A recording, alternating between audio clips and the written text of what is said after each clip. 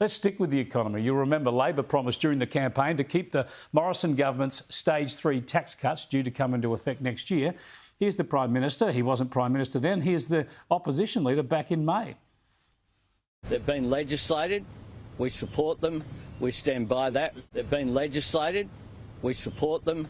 We stand by that. Yeah, pretty clear, just like Labor's promise, of course, to cut our power bills by $275 a year. How's that looking for you? But the opposition says the government is laying the groundwork now to wind back those tax cuts. A little earlier, I caught up with the Deputy Liberal leader, Susan Lee, and I started by getting her thoughts on what I suggested was Jim Chalmers' Socialist Manifesto. I think that's actually right.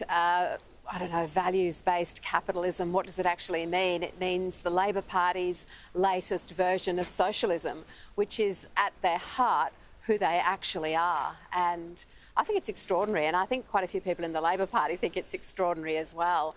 But, you know, we've had the longest period of prosperity in Western liberal democracies, and it is because of capitalism. And of course, there are government interventions when there need to be. And of course, there is a safety net as we have in Australia. And of course, there is a robust sector that is there for you if you have a disability or a sickness or you're disadvantaged.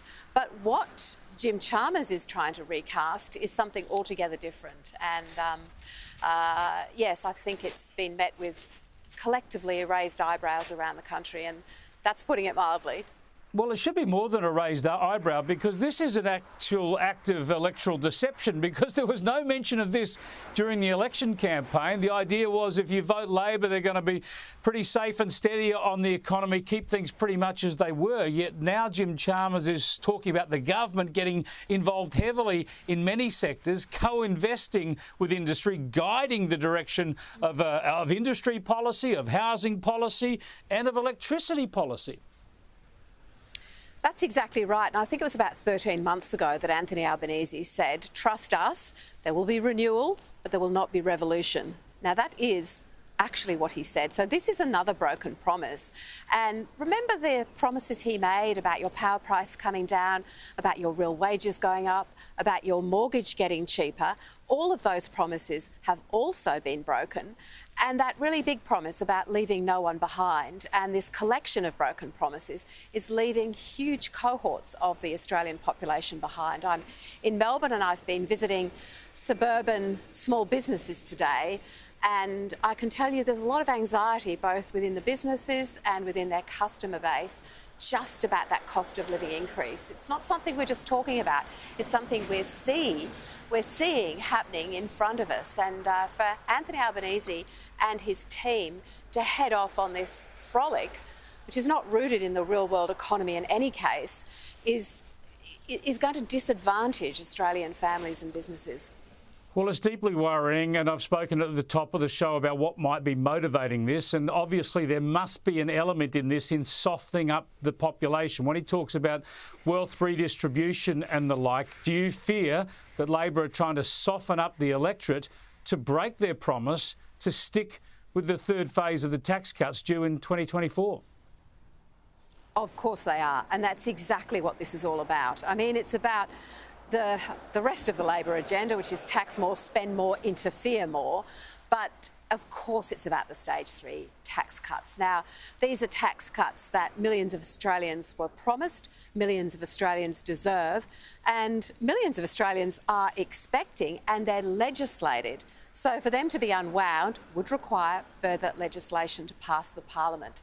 But we know that we're being softened up, or the Australian public is, and it would come, if it does, at the worst possible time, when prices are going up, when cost of living, power, energy, cost of manufacturing, supply side challenges all around the world, and then to add a tax impost on top of that would be the worst thing that you could do in the current economic environment. So we're here in Victoria, Chris, the Peter Dutton and the shadow cabinet, the cities, the country regions, in the seats we won, in the seats we lost, in the seats that are held by independents. We're fighting in every corner of this country to hold this government to account and to make sure that out there hard-working Australians get to keep more of their money, and it doesn't belong in the government's pockets. Well, this is the point. It's not about giving any government money to anyone. It's like allowing people to keep much more of their income.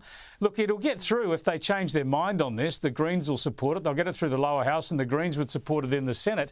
But to me, apart from some ideological hit on the rich as they'll try to sell it, to me it's just absolutely idiotic economically as well. But it's not as if there's Labor's putting any limits on its budget deficits or the amount of debt the government's got. It's not as if they're trying to balance a budget here.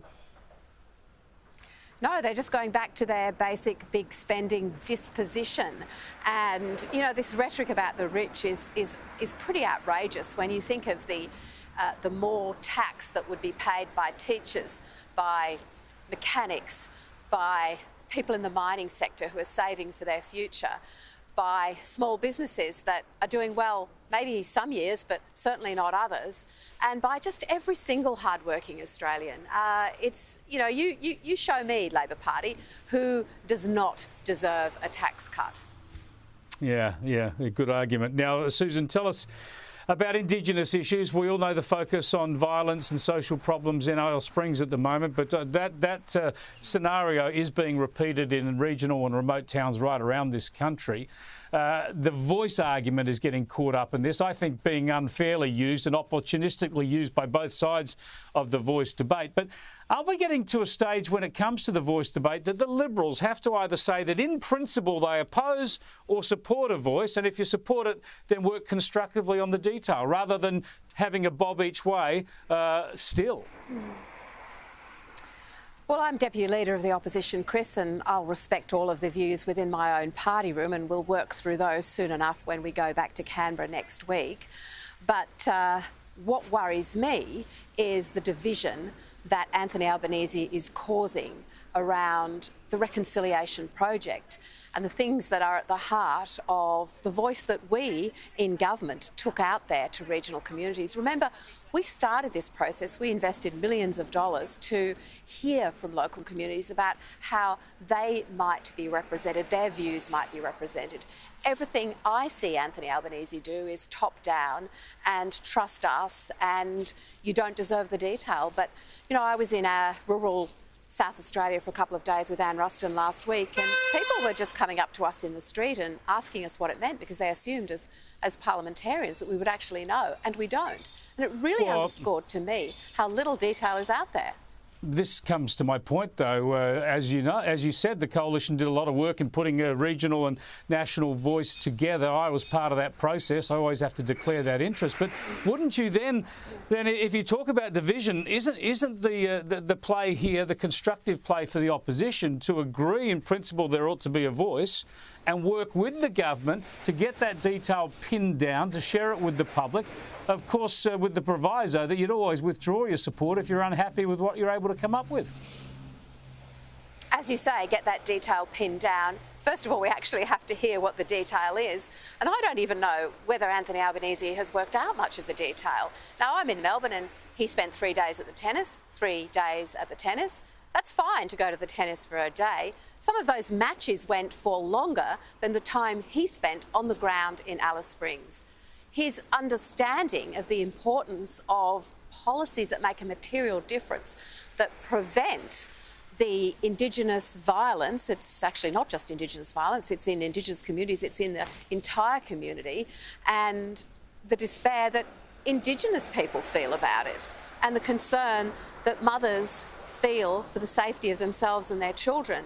So I think this is a government that has got its priorities all wrong. This should be a number one priority.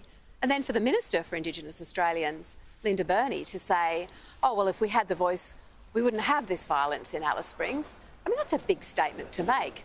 But that, of course, demands the detail. OK, why wouldn't we? How would it work?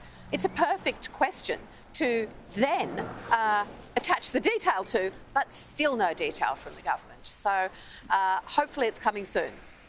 Yeah, thanks for joining us, Susan. Interesting points as ever. And yeah, you can forget about the tennis now. It's over. All eyes on the Sky News now on weeknights. Speak to you again.